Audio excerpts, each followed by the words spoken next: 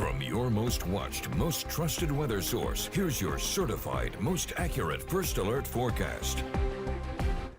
Temperatures may have been a little bit lower in spots, but the humidity's been much higher than yesterday. That's what you feel when you step outside, even though heat index values were maybe closer to 100 than 105. It's still been a very toasty day, very humid day. Improvements on the way, but I think rain chances start to drop before we really get into that nicer air.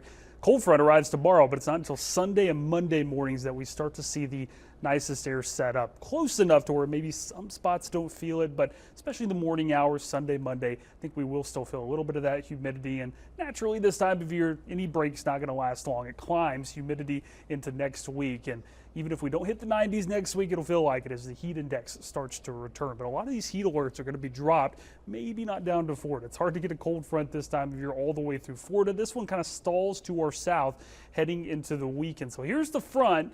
Here's the lower humidity, still a couple states back heading into Friday. No change for us, even Friday night and Saturday, still going to be pretty thick air, even if our temperatures are cooler.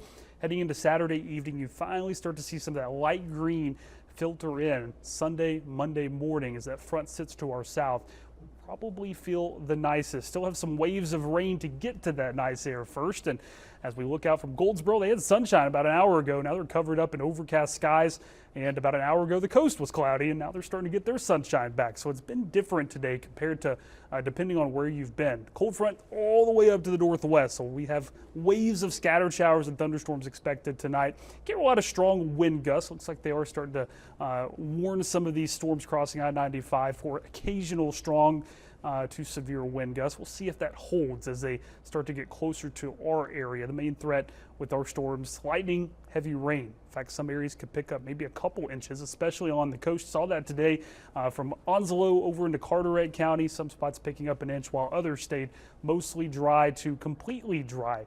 Anywhere from the Pender-Onslow County line to the Swansboro area, maybe up to about Piney Green, at least an inch of rain, maybe slightly over an inch of rain in some spots where you saw that yellow and orange. For tonight, off and on rain expected, a little bit better of a breeze out of the west this time instead of the south, and humidity and temperature staying pretty warm, and the air will stay pretty thick. You can see the rainfall amounts over the next couple of days. When you add it all together, maybe there are a few spots that get 1 to 2, 2 to 3 inches of rain. If we pick up too much rain in a spot tonight, we would have to watch that area a little bit closer tomorrow for any flash flooding. But right now, don't expect major issues other than some standing water as the rain falls, and then maybe we get a break as we head into the next hour and we start to see that water drain pretty well. Rain chances more scattered than widespread. Even tomorrow as that cold front's overhead. We'll see if things change, but just so far we've been getting clusters of storms instead of widespread storms and rain heading into Saturday. Front lingering off the coast close enough to give us a few more showers, especially in the morning and especially on the coast. By Sunday and Monday, mostly dry with temperatures still very comfortable, especially in the morning.